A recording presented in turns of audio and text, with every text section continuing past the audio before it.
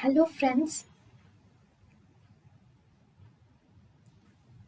welcome to Creative Medicine. In this lecture, we will learn about Then now diagnosis of achalasia cardia.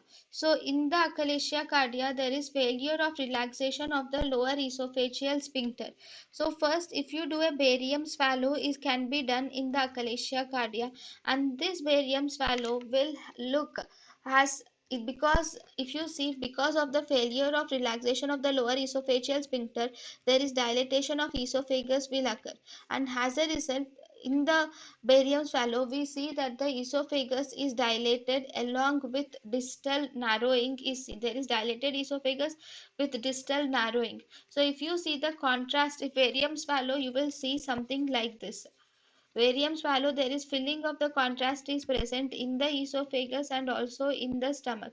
So this filling of the contrast will give the appearance of either a bird beak appearance, it is bird beak, or the pencil tip or rat tail appearance is seen.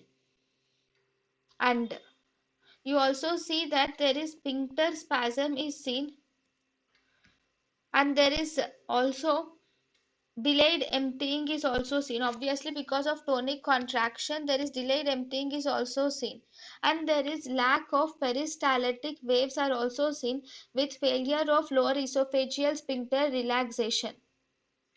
Then other features are, actually you will see that there is lack of gastric bubble is also seen in the, there is lack of gastric bubble is also seen mainly when you do take an x-ray in the upright position. You will see that there is no gastric bubble. Sometimes the in the advanced stage of the disease we see that there is esophagus, where the esophagus is dilated so much and with lots of tortuosity the esophagus is dilated is seen, and this is called as mega esophagus or sigmoid esophagus may also be seen in barium swallow.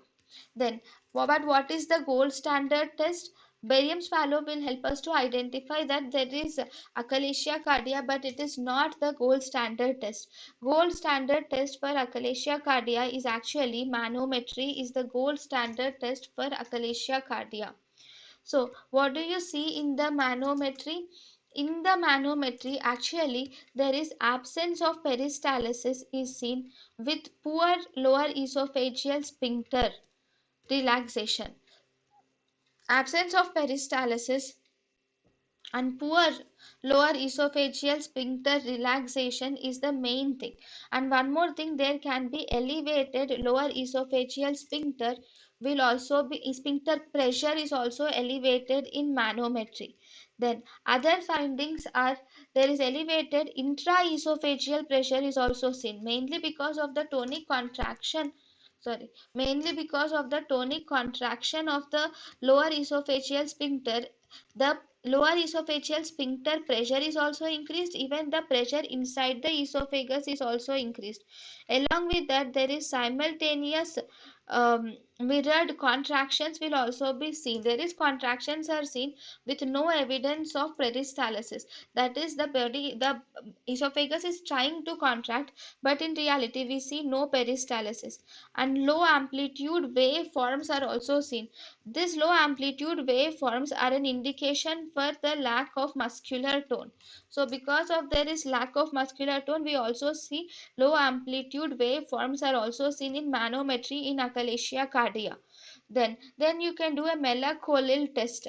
A melacholil test will be positive in achalasia cardia.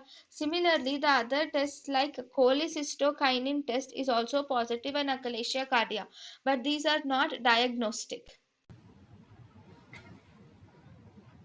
thank you and thank you for watching.